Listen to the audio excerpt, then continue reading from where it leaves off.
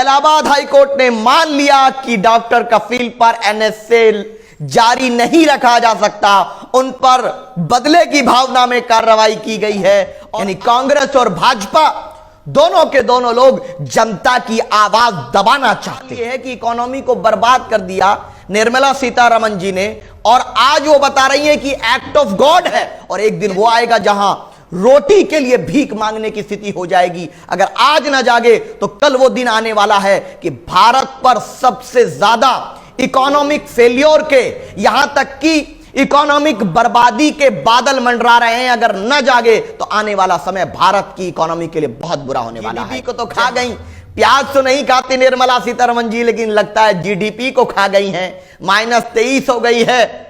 अच्छे दिन तो नहीं आए लेकिन बुरे दिन आ गए।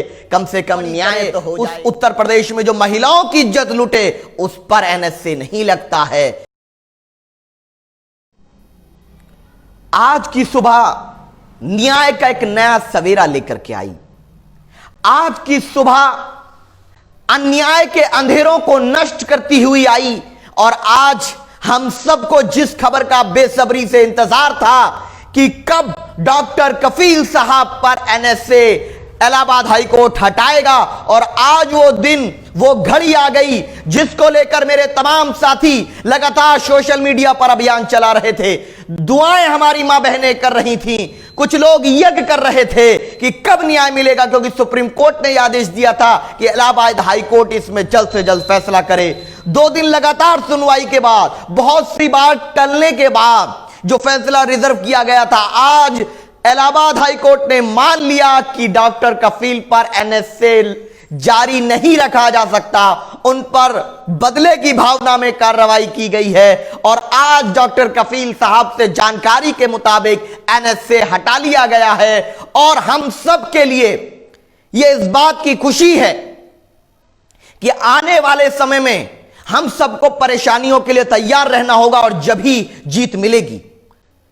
यह इस बात का प्रमाण है कि सत्य की जीत होती है, सत्यमेव जयते। और अल्लाह ने अपने कलाम कुरान पाक में जो कहा है, वकुल जाल हक वज़हक़ल बातिल इन्न बातिला कान ज़हूक़ा, यानी कि सच की जीत होगी, हक की जीत होगी। आपको परेशानी उठानी पड़ सकती है, लेकिन आपको वो परेशानी उठानी पड़ेगी।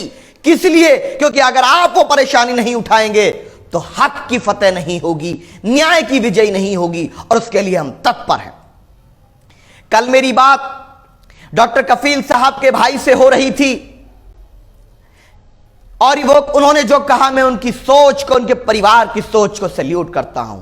उन्होंने कहा कि डॉक्टर कफील साहब तो हमें उम्मीद है कि बाहर आने वाले हैं, लेकिन हमारी न्याय की लड़ाई खत्म नहीं होगी। अब यही लड़ाई हम डॉक्टर अय्यूब साहब के लिए लड़ेंगे, जिनको भी बदले की भावना में डॉक्टर कफील साहब के तरह देश के जाने माने डॉक्टर अय्यूब साहब को एनएसए लगा करके जेल में डाला गया। बाबा से जो सवाल करे, मुख्यमंत्री जी से जो सवाल करे, जो न्याय की बात करे, जो अपना वैचारिक मतभेद जाहिर करे, उस पर एनएसए लगाते हैं। और इन्हीं के यहां पर जो बकरीद पर उंगली उठाए, धार्मिक टिप्पणी करे, उस उत्तर प्रदेश में जो महिलाओं की इज्जत लूटे, उस पर एनएसए नहीं लगता है। यह प्रमाण हो चुका है कि बदले की भावना में एक हथियार के तहत एनएसए का इस्तेमाल किया जा रहा है। और मैं तमाम को आज खुले दिल से सैल्यूट करता हूं, क्योंकि सब लोग जब से डॉक्टर साहब जेल में, और पिछली बार भी हमें तो याद है, पिछली बार का भी हमें याद है कि हम लोग किस तरीके से जब निकलना पड़ा था। पिछली बार भी जब डॉक्टर साहब अंदर गए थे ऑक्सीजन बीआरडी कॉलेज वाले मामले में, उसमें भी दुश्वारियां हमें उठानी पड़ी थी, बहुत से लोगों को लड़ाई लड़नी पड़ी थी। और आज भी सबकी लड़ाई से, सबकी मेहनतों से डॉक्टर कफील साहब बाहर आ रहे हैं, डॉक्टर कफील साहब बाहर आ रहे हैं। और मेरे साथियों, आप जो ये आवाज बुलंद करते हैं, ये कम से कम जनता तक तो पहुंचती है। बेशक फैसला अदालत ने किया है, और अदालत में वकील जो थे वो डॉक्टर कफील साहब की फैमिली ने प्रोवाइड कराए थे, लेकिन आप सभी साथियों ने, किसी ने धरना प्रदर्शन किया, किसी ने मेमोरेंडम दिया, किसी ने फेसबुक पे लिखा, किसी ने ट्विटर पे लिखा, जिसने जो भी योगदान दिया, लिया नहीं, जो कुछ जिसने दिया, सबका मैं दिल से शुक्रगुजार हूं। और आज इस लड़ाई को खुद से लड़ना होगा।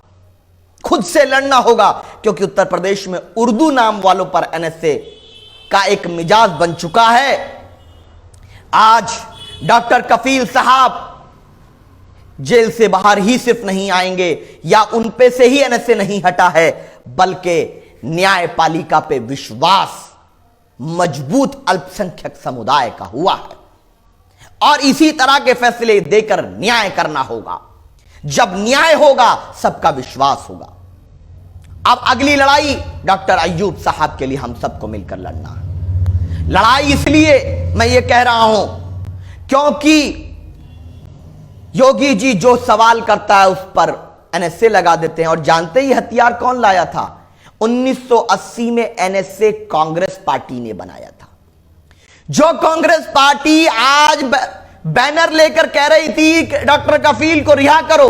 हम आपके भावनाओं की कदर करते हैं प्रियंका गांधी जी, लेकिन आपकी दादी ने इस कानून को, इस काले कानून को, मैं तो इसको काला कानून मानता हूं जिसका दुरुपयोग सरकारें विभिन्न मौकों पर करती रही हैं, इस काले कानून को लाने वाली 1980 में इंदिरा गांधी जी थी। जब वो इमरजेंसी से घबरा गई, इमरजेंसी लगाया और विद्रोह से, अपने से सवाल करने से घबरा गई, तो विपक्ष की आवाज को दबाने के लिए एक हथियार लाया गया जिसका नाम एनएसए था, जिसको कांग्रेस पार्टी लेकर आई थी। यानी कांग्रेस और भाजपा दोनों के दोनों लोग जनता की आवाज दबाना चाहते हैं। डॉक्टर से देश को खतरा है। चलिए बहुत सी पोल खुल गई इनकी, लेकिन आज हम सब के लिए एक तरफ पहली स्टेप खुशी का यह है कि फैसला हमारे हक में आया, न्याय की जीत हुई।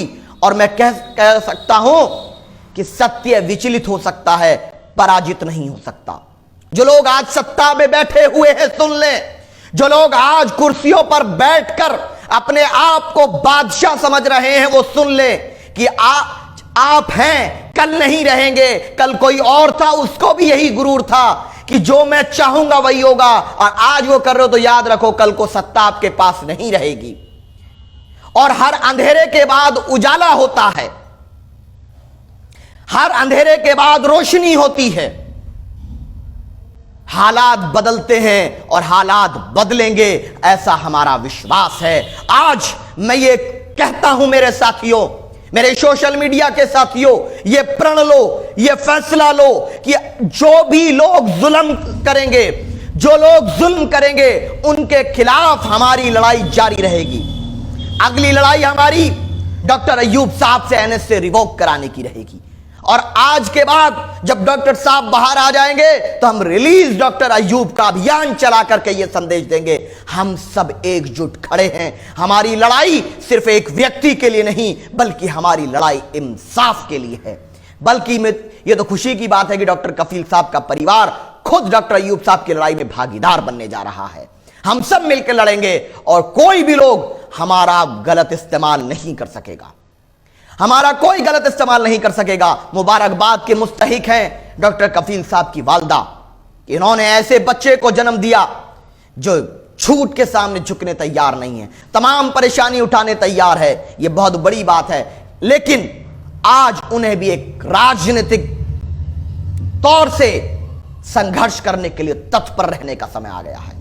जय हिंद, जय भारत। यह विजयी भारत है।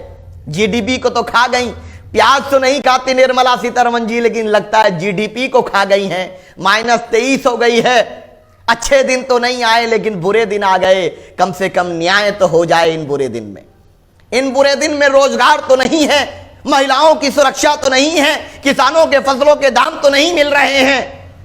हर व्यक्ति पर लाखों का कर्ज तो भारतीय पे हो चुका है, लेकिन कम से कम न्याय तो मिल जाए। निर्मला सीतारमण जी ऐसी हकीम हैं कि हकीम साहब के पास गए, हकीम साहब ने कहा दोनों टांगे काटना पड़ेगा, दोनों टांगों में जहर है।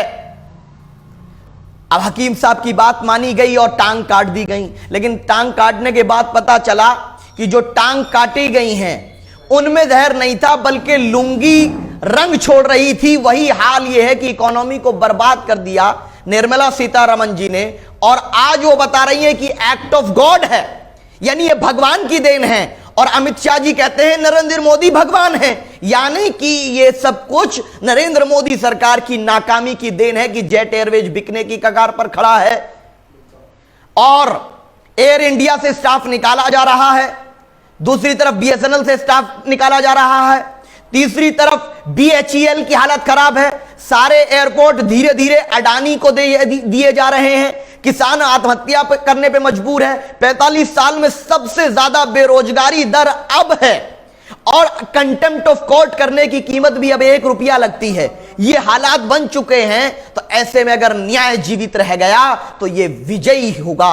और हमें यकीन है, विश्वास है कि जो सरकारें आज देश को गुलामी की तरफ ले जा रही हैं, एक दिन जरूर आएगा कि न्याय करने वालों की और भारत को सुपर पावर बनाने वालों की सरकार होगी। जब यहां पर मुगल राज था जिसको गुलामी बताते हैं, तो जीडीपी हमारी +20+ हुआ करती थी। जब ब्रिटेन का राज था तो 4 हुआ करती थी, कांग्रेस का राज था तो 8 के करीब हुआ करती थी, 8 से 9। लेकिन मोदी जी के राज में, इनके भगवान के, अमित शाह जी के भगवान बकौल उनके राज में ये जीडीपी -23 हो चुकी है, जहां देश गुलामी की तरफ है। और एक दिन वो आएगा जहां रोटी के लिए भीख मांगने की स्थिति हो जाएगी। अगर आज ना जागे तो कल वो दिन आने वाला है कि भारत पर सबसे ज्यादा इकोनॉमिक फेल्योर के, यहां तक कि इकोनॉमिक बर्बादी के बादल मंडरा रहे हैं। अगर न जागे तो आने वाला समय भारत की इकोनॉमी के लिए बहुत बुरा होने वाला है। जय हिंद, जय Bharat. Press the bell icon and never miss any update from TNNI.